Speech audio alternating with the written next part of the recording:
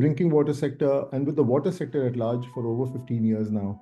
And during the early days that I realized that there was a gap between safe drinking water and the availability of water which was free.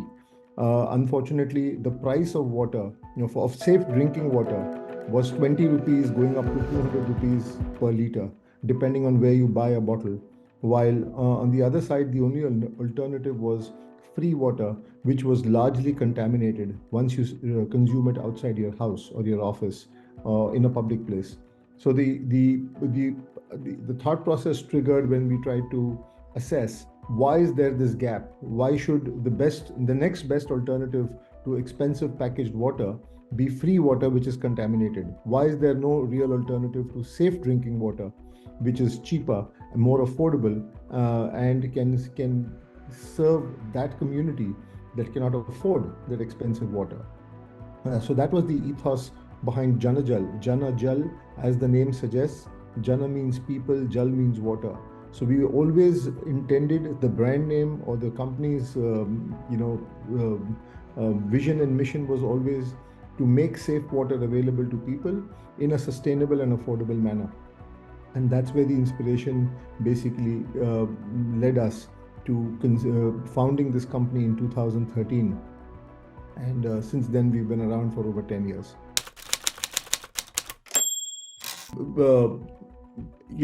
The objective has been, like I said earlier, to serve those communities that cannot afford expensive packaged water. But as we all know, everybody needs it. It's a daily essential, and people need it not only for drinking, but also for cooking purpose. There are a lot of stats out there on the internet, and there are research reports, and there is a huge amount of data in the public domain about how India has over almost 100 million people that lack access to safe water. What people do not understand is that is not access to safe water. That is people who lack access to water.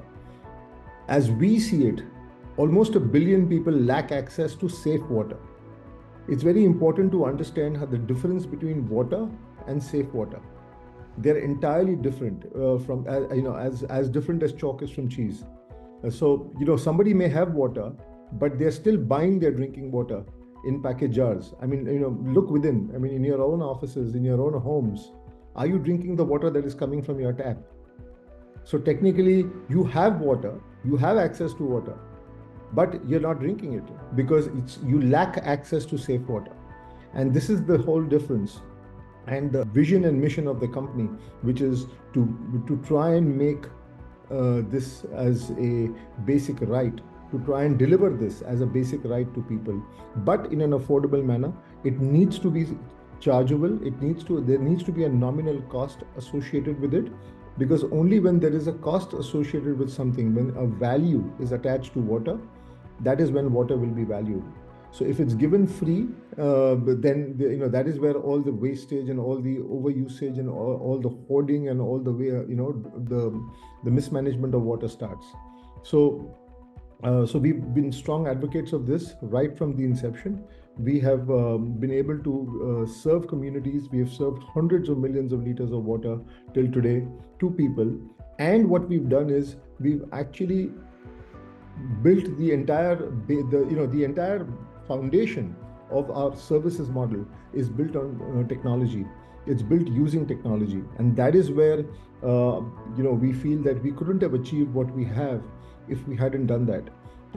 Technology is basically the driver. It helps us create and provide transparency to not only the consumers, but also to stakeholders, project partners, to our own quality management teams, to our own service teams, to our own admin teams, to us at large, and to every stakeholder in the value chain, so that people know what exactly is going on. So what we did was we anticipated the need for technology if we had to ever scale. Water, as we all know, is a physical product. It is not a virtual product. So there is no way that you can ever have water on the cloud. Even that cloud at some point in time bursts and the rain comes down. So it is a physical product for all practical purposes. But to be able to drive it through an efficient and an optimal operation on the ground is the only way to maintain the affordability. So technology actually helps us not only maintain the qualitative and quantitative aspects behind the water, but it also helps us drive efficiencies in terms of utilization of water treatment and water distribution assets. And and that is why we've been able to come this far, is what we believe. If it was entirely dependent on an individual sitting in a water treatment kiosk, or sitting at one particular point and dispensing water, that is a solution. I'm not saying but it is not a complete solution. It is not exactly what people need. So just to kind of further add, where there is no water, water needs to be made available. Once it is made available, it needs to be made more accessible. And because given where you are sitting right now, you want water to be on your desk. You don't want to get up and even walk to the pantry or the kitchen to collect it. And that is how people's needs have to be met. And that is what we've done very successfully by building out the services platform, layering it on the top of technology, or let's say embedding technology into the entire services piece, and making sure that we are able to drive scale and volume. The beginning is focused on the decentralization of water treatment, and further supported by decentralization of delivery of water. So basically, we are trying to create a hub and spoke model, wherein water gets treated at small water treatment plants, and then there is mobility. There is a mobility platform, a three-wheeler, as you can see behind me on my screensaver. We have a collaboration with Bajaj Auto, with whose CNG vehicles we use, and we build what we call the JanaJal WOW, water on wheels. And this operates in a hub and spoke model around every plant, goes deeper into the communities, delivers water, safe water, to people's homes at their doorstep by filling it in their containers for them to collect at a very nominal cost versus packaged water. And this is how the entire model has been conceptualized, implemented, is being performed.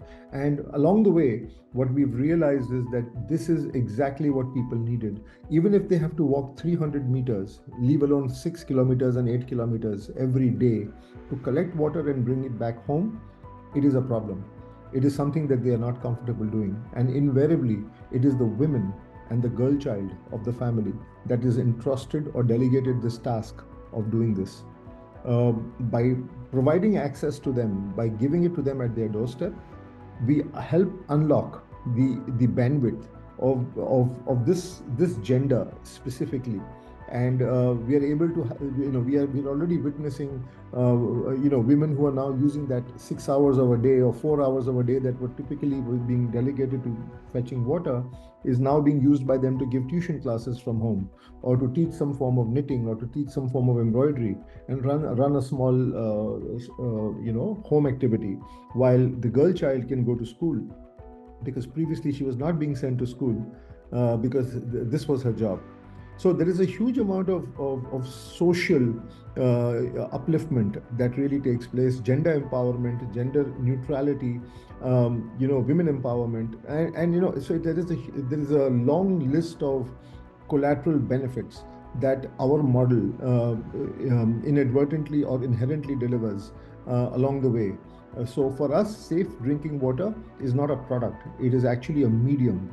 It is a medium of change. It is a medium of ushering change, and as we believe that this is a must do in terms of as an activity, as a for something like for social transformation. The kind of impact that this has is unimaginable. Back in 2020, end of 2020, early 2021, the government of India selected 5 technologies, 5 innovative technologies, to basically, co-opt into their Har Ghar Jal mission. And as we all know, the Har Ghar Jal mission was to basically make safe drinking water available to every Indian. by 2024. So there is within that there was Har Ghar Jal, and then there was Nal Se Jal. So there is a huge amount of emphasis on basically building pipelines. I think the government has done phenomenally well in doing that. And along the way, what also surfaces is the fact that not every household can be connected to a pipeline.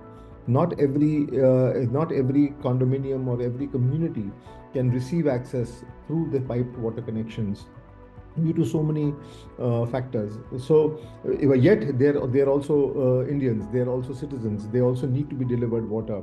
So that is where the government selected JanaJal WOW and our tech platform JJ Suite as one of those 5 innovative technologies to deliver this mission and to augment the safe water distribution system. And I use the word augment and not substitute. So we are not a substitute for pipelines. Where pipelines must be laid, they will be laid.